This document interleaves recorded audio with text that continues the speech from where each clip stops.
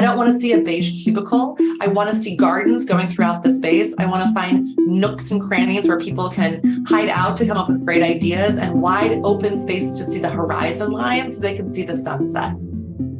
In early 2020, spread of the COVID-19 pandemic changed the world in ways no one could predict. One effect was a revolution in the way many people work. Flexible and remote work became part of our culture. The office had to compete with working at home, and employees' expectations on the work environment changed dramatically. As a result, businesses over the past several years continue to re-examine the fundamentals of how people work in order to find a balance between the needs of the company and the satisfaction of their employees. You're listening to Shaping Sustainable Places, a new Skanska podcast. We're here to recognize, encourage, and inspire stakeholders in the industry and beyond to accelerate the transition to a more sustainable, resilient, zero-carbon built environment. In each episode, we'll be speaking with industry and civic leaders, policymakers, and other champions of change to explore innovative solutions to real challenges. Today, host Charlie Cicchetti talks with 3 industry experts to learn more about how some of these changes are affecting work life and to explore what the future of the office looks like in a post-pandemic world. We'll start with Dr. Whitney Austin Gray, who's a Senior Vice President of Research at the International Well Building Institute, known as IWBI, a global authority for transforming health and well-being in buildings, organizations, and communities around the world. Well, it's an honor to be here. And for all of the listeners who are architects and planners and designers and engineers and real estate professionals, we need you in public health. And if no one said this to you before, you actually are public health advocates because you spend 90% of your time indoors, which if you're 50, that's about 45 years of your life. If you want to know how many hours that is in the pandemic, it's been 5,000 hours. That you've been working since the pandemic started. So the places that you spend time greatly affect how long and how well you will live. And so public health is all about preventing diseases and injuries by the millions. I can tell you love the work you do. So tell us a little bit about maybe IWBI and some of the things that are keeping you busy at work today.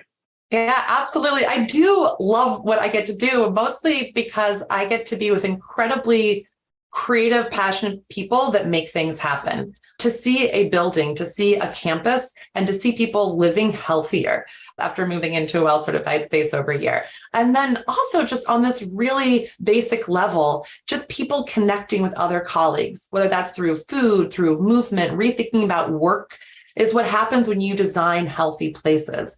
And people think a healthy place is an exception. And unfortunately, right now it is. So 1 in 4 buildings in the US are considered a sick building.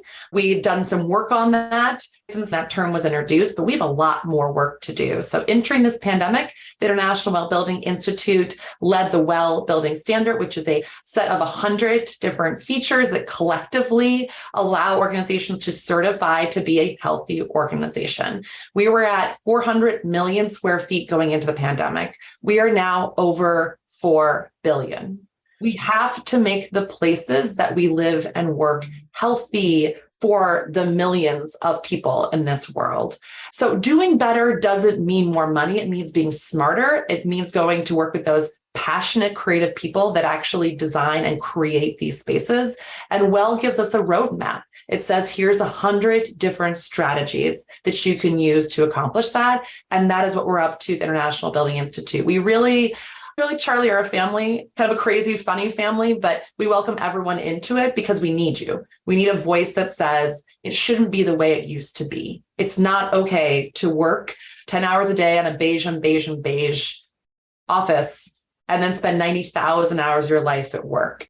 It's not the way that it has to be. And luckily that is changing. And I think a lot of people on this call listening to this podcast are up to making that change. And so it's an honor to work with you. You've got an amazing team. I know a lot of the team there at IWBI, and you're a big part of this movement. So let's talk a little bit about the pandemic. So what has changed? You've mentioned just the billions of square feet now that are in programs like pursuing certification, HSR, probably portfolio. I know your team's had to evolve different product lines to just have an entry point into this healthy building movement. But what else have you seen change coming out of the pandemic? I think that we are at a moment in time. We are writing this chapter in history that we are fundamentally rethinking our health. We are fundamentally rethinking work. Those two things have to change. And people are saying it's not okay. So before the pandemic, work wasn't working. Around 83% of people in American Psychology Association studies said they had a work-related health issue in the last year. $311 billion was the price tag that was put on burnout in work. Think about that. For the last 100 plus years, we've done everything to make work safe. So we looked at physical hazards, we looked at biological, chemical hazards, and we tried to reduce that so the worker was healthy. And now we're killing people with psychosocial hazards. Work wasn't working for us. The idea that Kellogg had in 1930 of shortening the workday to 6 hours, that fundamentally shifted the conversation around diversity. Women came into the workforce and even surged into the 80s asking that there's a different way that we work. And yet we weren't able to really adapt to that. Co-working raised the last 2 decades to say there could be different ways in the digital era to work. Yet somehow society still was in this large experiment that you agreed to, I call it agreement reality, where you went to an office from 9 to 5, and then you worked in the evening and then sometimes on the weekends, and work was killing you and burnout was rampant. And we think that's just okay. It's not okay. So we can go through so many different examples of how companies are rethinking about what is work, where is work. At the International Building Institute, we work with organizations that often have 4 walls of a building, which are their headquarters or offices that people come to. But what we also saw during the pandemic is the companies that invest in well, it didn't matter where those 4 walls were, because largely we were really working with people to make sure their hybrid environments were safe too. And I'm talking about everything from particulate matter in your home to using filtration systems and cleaning strategies to thinking about nourishment to thinking, oh, this is a big one, stress, mental health. How do you manage isolation? So during an era where everyone is rethinking health, they're rethinking work, they're rethinking the 4 walls of work, well as saying, here's 100 different strategies for health, for work, that you need to be thinking about. And what we're seeing is intentionality. This is not optional. This is not someday. This is a resiliency plan. If you're not taking care of your people in the 4 walls or outside of the 4 walls in their homes, then don't be surprised that that quiet quitting is happening. And some organizations, frankly, there's quiet firing happening. There is a mix that's underway right now, and everything is shifting. And Julie Hobsbawm has a great book on the Nowhere Office, and she just says, we're like in this snow globe moment. Everything's being shaken up and all the pieces are still landing. And so the people I don't trust, the ones that say this will absolutely be the future. It's the ones that say everything's in flux and we need to be examining health and work. And we need to find guidance, leadership, and we need to take care of each other so that health and work doesn't continue to be the way that it used to be, which is the past. And I hope not the future. So you've been defining what a healthy workplace looks like. You get to work with a lot of different companies in different regions where maybe there's air quality problems or water problems. But if you're a space planner and you're designing or redesigning an office, like, are there a few examples you could give us of some new things you're seeing in offices? Yeah, absolutely. I think this idea of how do you trust your building is critical. So we used to walk into an office and take a deep breath and share an elevator with people that we didn't know and just assume that that place was healthy. We now no longer assume that. We don't necessarily trust our buildings. And for many companies, people don't want to return to the office. So where we're seeing some reinvention happen is building that trust, which means with well, we're seeing clients actually make the invisible visible, communicate that deep breath you took, what's in the air that you need to be aware of. How do you trust what you're doing? So as a designer, planner, as a architect, sustainability leader, you have an opportunity to be a public health advocate and actually communicate how the building helps you be healthy. Keep in mind, home environments are not necessarily healthy. So we are tracking high levels of particulate matter 2.5, in particular in home offices. And this is statistically higher than corporate commercial offices in this US study. So we need to trust buildings. We need to understand what are we breathing and reinvent why people come to work. So I would say in that reinvention, again, quoting Julie Hobsbawm, I think she has a great concept around there's leaders, there's levers, and there's learners. There's 3 types of workers. And you have to understand when they come back to the office, they have very different needs.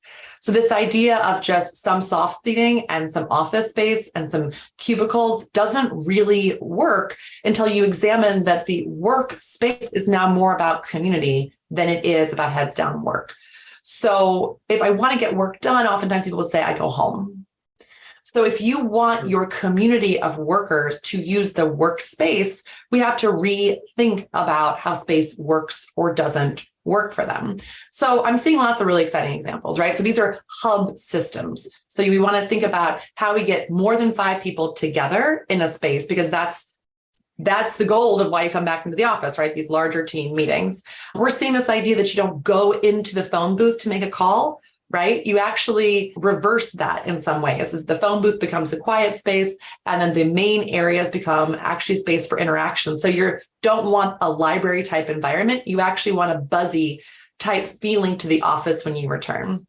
We're seeing this ideas around neuroarchitecture and biophilia come into play. This idea that an office is not just 4 walls, it actually could make you healthier, so that when you leave, you've breathed better air, you've had better exposure to circadian lighting, you've had access to healthier food. And then this is huge, Charlie. I'm with people who help my stress, who are part of a team and part of a purpose. Humans never evolved in isolation. We don't do well, nor will we heal. So when you're reinventing the office, you're thinking about all this stuff. You're thinking, how do we get my community together? How do I get them resilient? How do I manage stress differently? How do I do activities that bring light and excitement back into the office? How do I have people trust my space and trust my building again? And I think that leaders in the built environment have a huge opportunity to take the torch in public health, be those advocates, and get people excited about space sharing community and reinvent this idea of what work is going to be in the next several decades. As Dr. Whitney Gray shares, she believes work isn't working, and that's been the case for a long time.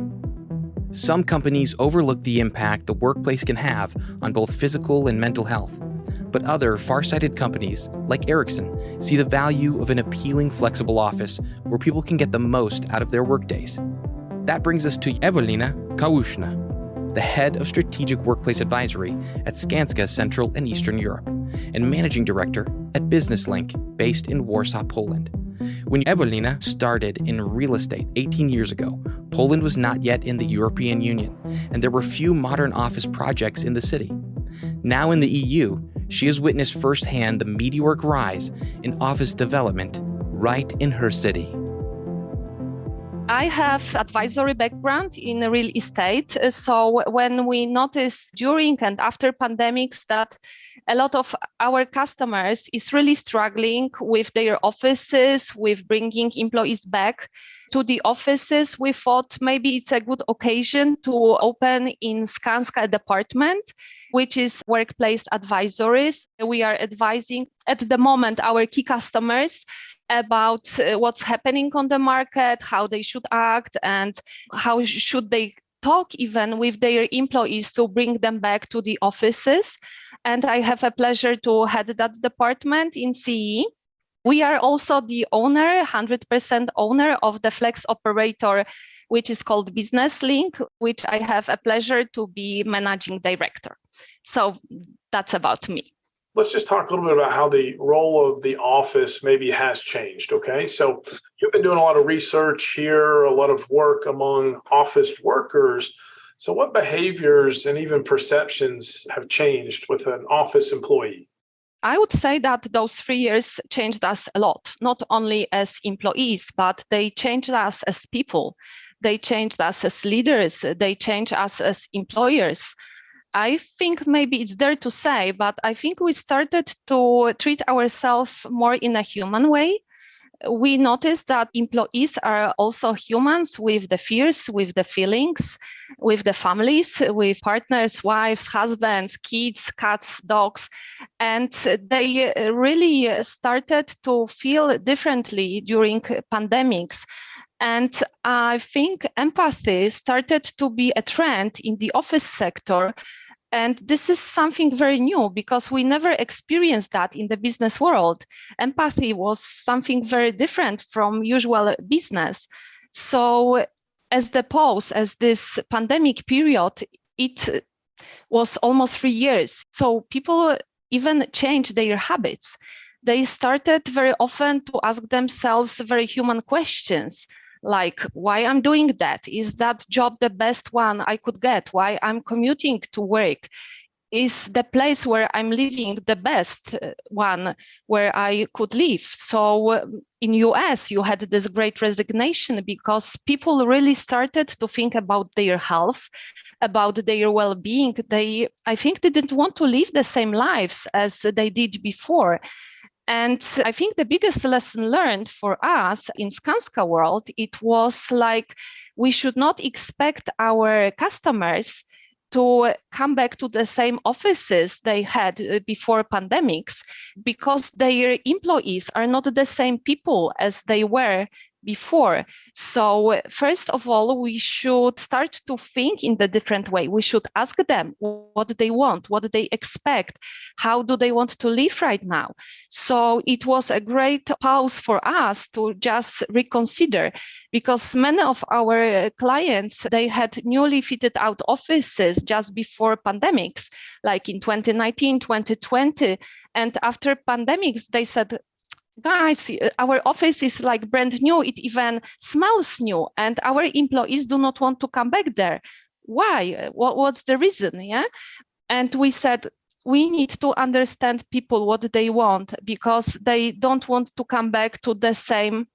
And what we noticed, which I think is something unprecedented before, when we are recruiting people, the first thing they are asking is what will be the model I will be working in. Before pandemics, it was obvious that office workers are working in the office. And now this is the question, like the first question they are asking, because what pandemics did, it showed that it is possible to work in some different places than offices. And now we have really this first competition in between home working and working from the office. And we as professionals, we know that working from the office is much healthier for the people. But we need to prove them that, because as they started to ask that questions to themselves, they want to understand. They want to know the reason why. They want to really understand what's different in working from the offices and working from home, because if somebody wants to force people, he will not win. Because in many also surveys which we are doing, the people are saying, if you force me to come back to the office, I will change the job. And especially in the jobs where talents are still needed, it's possible. I think with one survey which we've done, I was very surprised with one answer. The answer for the question was that 30% of the people whom we asked, they said, I'm even ready to give up on part of my salary just to gain flexibility. So the people saw that working in the flexible manner is something they really want. And I think we really shouldn't force them to change their mindset. We just need to prove them what's better for them, what's better for their health, what's better for their well-being. And only then we will have people back in the offices. While I'm based in Atlanta, Georgia, Ewelina, I was recently in New York City visiting some clients that we work with, and they're saying you almost need to have a hospitality mindset, right? It's one thing if you're a green space. Are we a safe space, a healthy space? That's what came up during the pandemic. And I love how, of course, air quality and filtration and green cleaning was front and center for all real estate. But now we need to get back to being even more proactive. It's other features like, but maybe we almost need a hospitality mindset to really say, no, look how good it is here when you do come into the office a certain number of days a week. So what are you seeing that's working to help with return to work?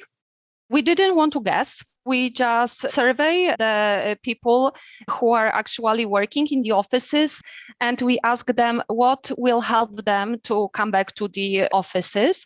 And I think we can group that to groups of reasons. First one is, I would call them the reasons around the building and the building itself, a kind of outside. And the second group is more focused on inside, so interiors of the space. So when it comes to the first group, so outside, of course, location. Location was always the most important factor when it comes to the offices. However, nowadays, this is even a more crucial thing because people don't want to commute. They don't want to spend hours and hours commuting to work. And we even asked them a question, how long they can commute to spend longer days in the office. And they said if the travel takes up to 30 minutes, they can show up in the office 3 days a week. However, if that journey is longer, they don't want to appear even 2 days a week. So when we are choosing a plot or when we are choosing a building, we really need to look around if the access to the building is good, if the access is by all means of public transportation, if it's convenient to just walk there, if there are bike roads, if there is bike facilities for the people who are coming with the bikes, because this also started to be very convenient transportation during pandemics when people were afraid to use public transportation. So we have many people coming to the office by bikes, for example. So all those facilities are very important.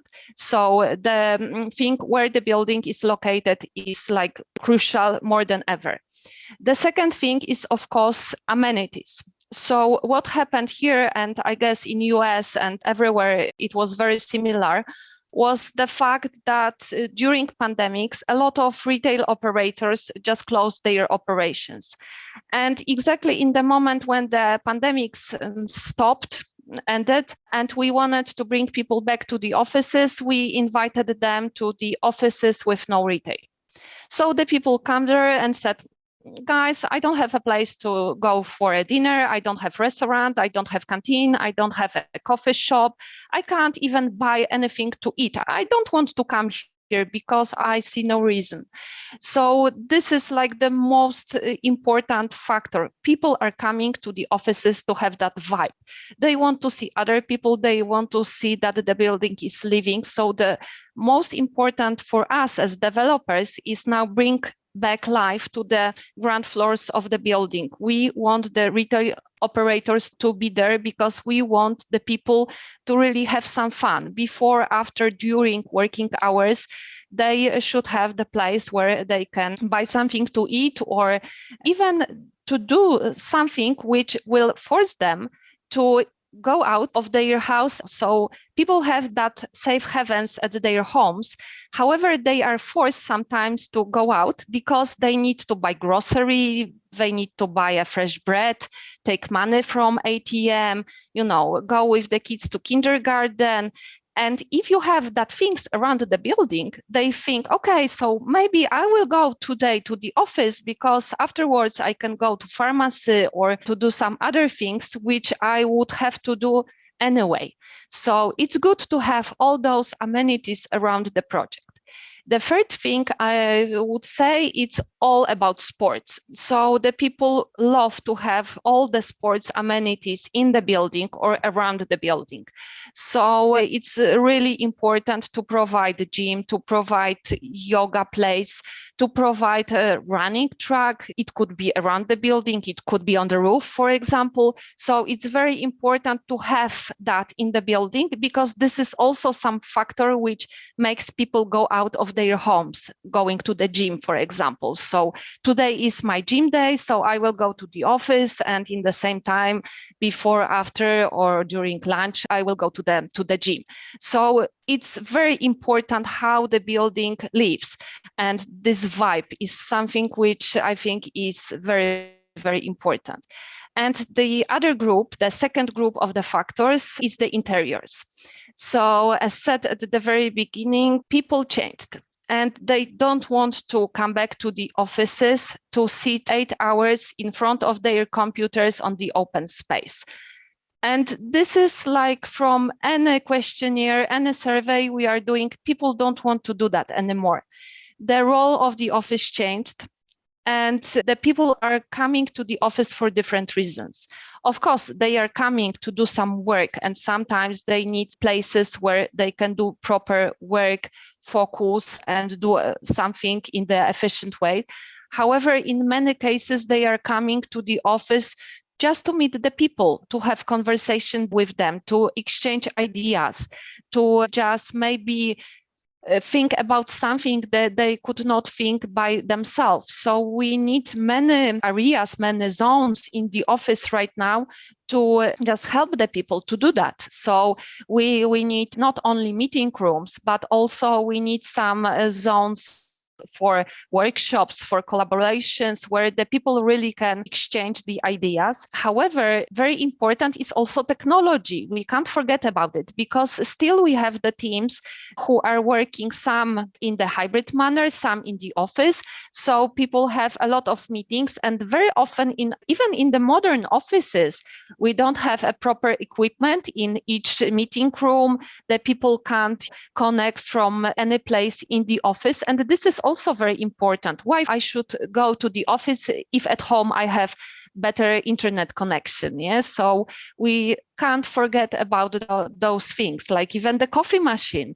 It should be really great coffee in the office, because the people sometimes are going to the office thinking, oh, I will go to the office, I will have this nice coffee with my coworkers, and I will have really nice day there because of many things. So we need to show people that offices are giving them something more than they could have at home.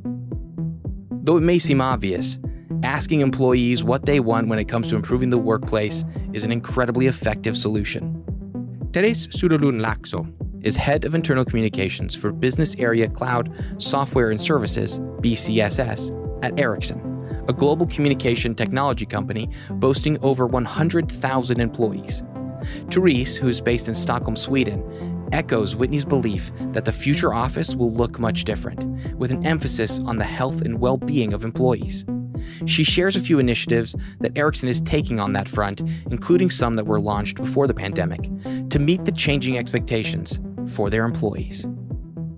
We started some pilots already during the pandemic in some offices, like Singapore, for example. We've had a pilot in Stockholm. We had already started to change actually the space. So that was already before the pandemic ongoing, which was useful. And that has been expanded, and in some other European countries as well.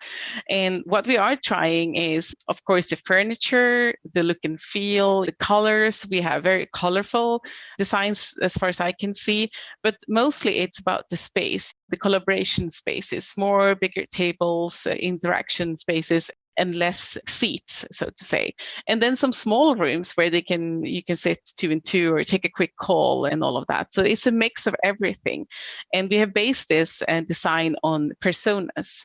So we have developed different personas for who wants to go in the office and what do they do there. So some people go to the office to actually do focused work, which you can do at home, maybe even better, but they prefer to do it in the office, and there are space for them as well. And then they need the right equipment when it comes to IT, etc. But then we also try out hybrid meetings are more and more common now, if it's not the only way we do meetings in Ericsson, if I'm honest.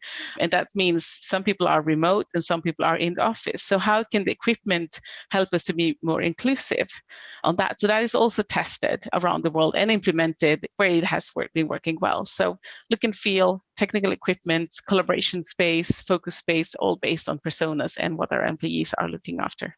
The workplace has evolved a lot, but can you give us a sneak peek into what would you say is the perfect office? That is a very right conclusion of you. It has changed a lot. And in Ericsson, we switched from one night to another to have 100,000 employees working from home when the COVID virus hit the world. So that was a huge transformation. And I think what we realized quite quickly in Ericsson was that this will change our ways of working forever. And I think that is also was the good thing about Ericsson, that we realized that quite quickly that we need to change our way of thinking around work and also the office, but also the home office. So it has been a journey since 2020 for us to explore the office and what you need in the office to be very productive, but also have the social interactions, but also the home office and what that can offer to you, like flexibility and being closer to kids' schools or whatever. So that has been also an improved well-being thing for our employees. That is what we see. When it comes to the office, there are, of course, not a perfect solution. That is my view. We have offices around the world. We are operating in 180 countries. So the culture and the spaces looks different, of course. But I think what we can see is that the space are used differently now. It's more about collaboration, bringing new ideas to life, socialize around a coffee machine or restaurants or pop-up food places, etc. That is more important now than I think it was before. Social interaction has always been important in the office, but I think that has changed a lot around the collaboration spaces and be able to meet and greet and discuss rather than sitting there to do focused work, even though that is important as well. Wow, sped it all up. Well, let's talk about employee hiring and even retention, right? It costs money to travel to the office, but you alluded to there's better technology, there's probably all kinds of other benefits. So how do you have that conversation maybe with an employee you're interviewing? When you do come in the office, here's what you get. So how does that conversation go these days? In Ericsson, we do believe that the office will play an important role even in the future. And we have developed something called the 50-50 guideline, which means that we foresee that you will work 50% from home and 50% in the office. And our strategy is actually based on data and facts and conversations with our own employees. So it was maybe some people and some organizations went out and said, we are a full flexible company, you can work from anywhere. But when we spoke to our employees, they actually said that they really enjoy the office and that is important to them. And also the younger talents that some people say, oh, they want to be able to work from anywhere. Yes, some want that, but also some young people want to be in the office and they want to learn from the experienced people. In Ericsson, we have so many talented and experienced people, especially when it comes to engineering, that everyone can learn from. And you learn better if you sit next to someone, of course, every second day at least, and get to know them and can ask questions very easily, which is not that easy when it comes to the virtual world where you need to call someone or schedule a meeting. It's not that daily interaction that easily happens in the virtual situation.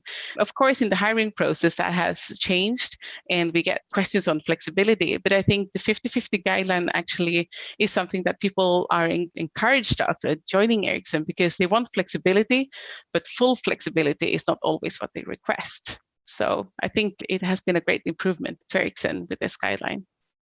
One more question on this challenge we're facing of getting employees back to the office is just any other pros or cons you have to weigh out, maybe in different regions?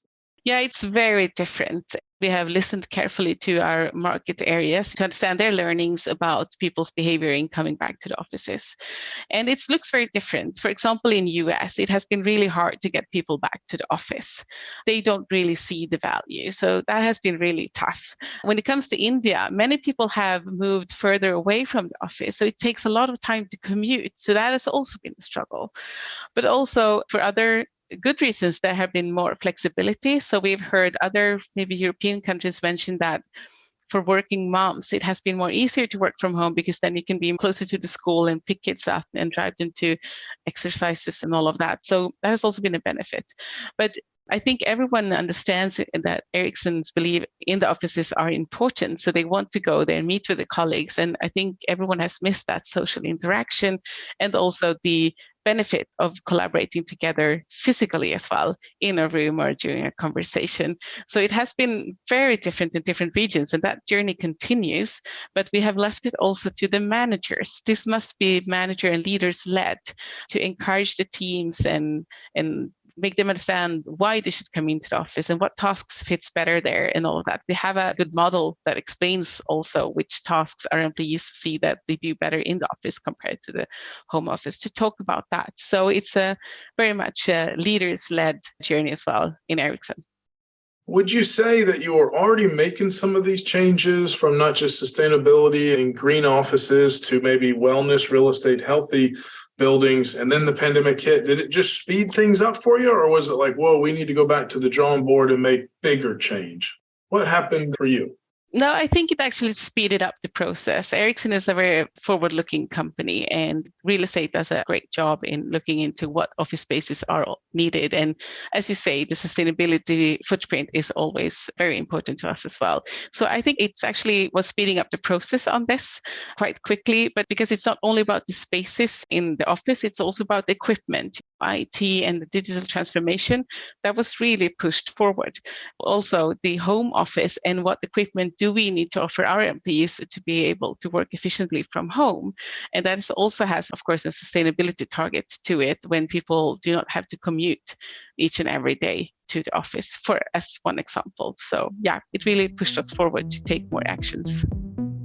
So what will the future of the workplace look like? To dive in on that, we go back to Ewelina, who shares her ideas around one possible trend that we might see more of in the future. A flex model, where people have the flexibility to work from home or maybe an office in their own residential or resi building. I'm expecting that the resi buildings, especially the newly constructed resi buildings, they will have the office component on the ground floor. I think it will be a kind of the flex space in the building. So for the people who don't want to commute, but still they don't want to work from their homes, they will just take a lift, go downstairs, and they will be in the proper office, probably managed by professional company, as it will be a new building. So it will be designed in the way so that all those things which you expect to have in the office from the technical point of view will be there. So this is my dream, that we have a lot of maybe smaller office spaces in these resi buildings, but they are very close to the places where people are living. Of course, probably they will go maybe 2-3 times to the main office, maybe in the city center, maybe in some transportation hub, but they will have this possibility to work very close to their homes in these flex offices. I'm managing director for the flex office. This is my dream, that a lot of people will start really to use the flex offices, and we have that in the resi buildings.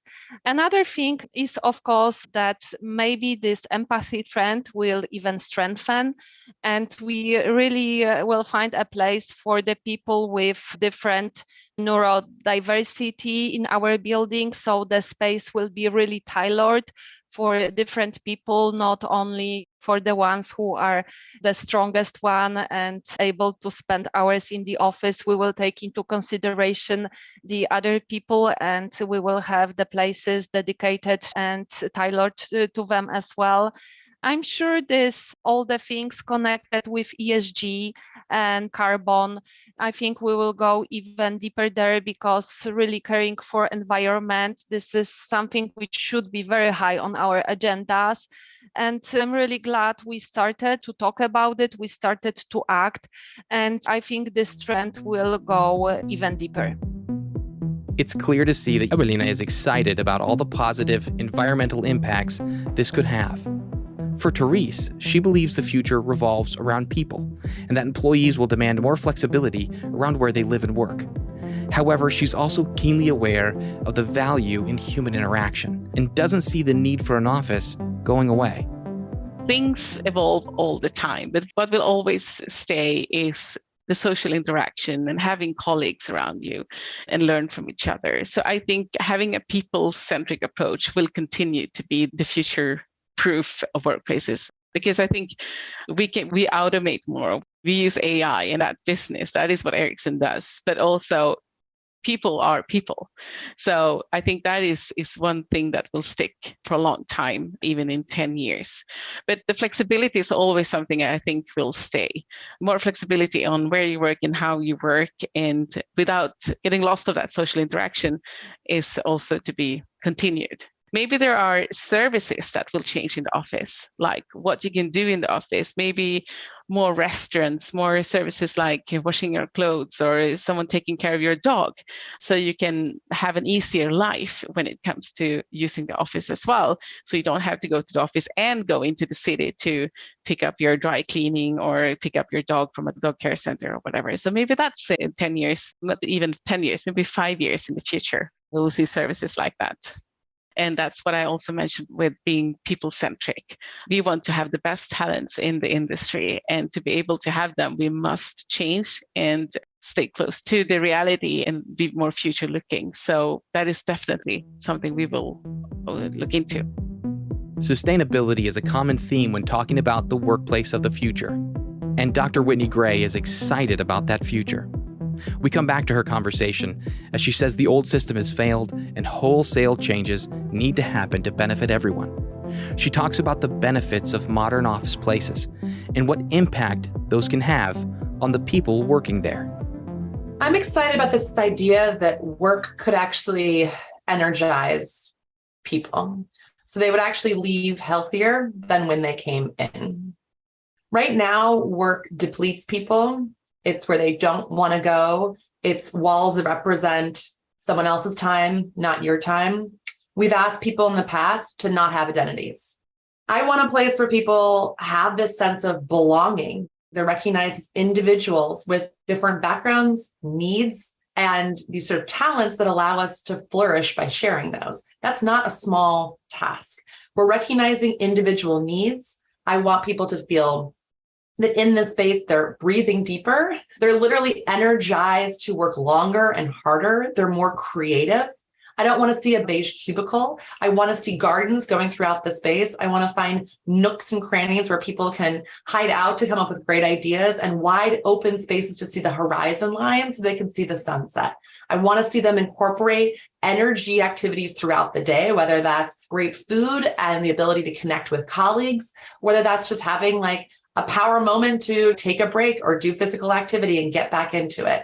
Work is not 9 to 5. Work is not only in 4 walls. Time will be of the essence, respecting people's time and respecting their diverse needs as individuals and coming together in what we do best. Like, we're not meant to be in isolation. And no matter how much people are saying right now that working hybrid is great and it's here to stay, it fundamentally misses the fact that we're going through a mental health crisis too. And we don't deal and heal well in isolation. So the workplace of the future energizes. It recruits, it engages, it creates community, and it's resilience. I hope this is the last time we deal with a pandemic, but in public health, we would say it's not. It's the first pandemic of this 21st century. So we need to create community and resilience, and we need to be in places that let us do it. And I hope we can create an energizing future that people are actually, dare I say, inspired to work. As we've covered in this episode, the working environment is evolving at a pace which humans have never seen. With an emphasis on flexibility and employee health and well-being, companies are radically rethinking how to provide a working environment that will take size, location, configuration, and design into consideration to create offices that attract and retain valuable employees. Working environments of the future won't just be new spaces where workers work. They'll be spaces where people thrive. Thank you for joining us on this episode of Shaping Sustainable Places, a new Skanska podcast. And a special thank you to our guests, Dr. Whitney Austin Gray, Teres Surulun Lakso, Ewelina, Kałużna, for sharing their time and valuable insight with us. To learn more about the future of workplaces, or for links to any resources mentioned, head to the show notes. If you enjoyed listening to this episode, be sure to subscribe and leave us a 5-star review. If you'd like to get in touch with the team behind the podcast, you can send us a message at skanska.com.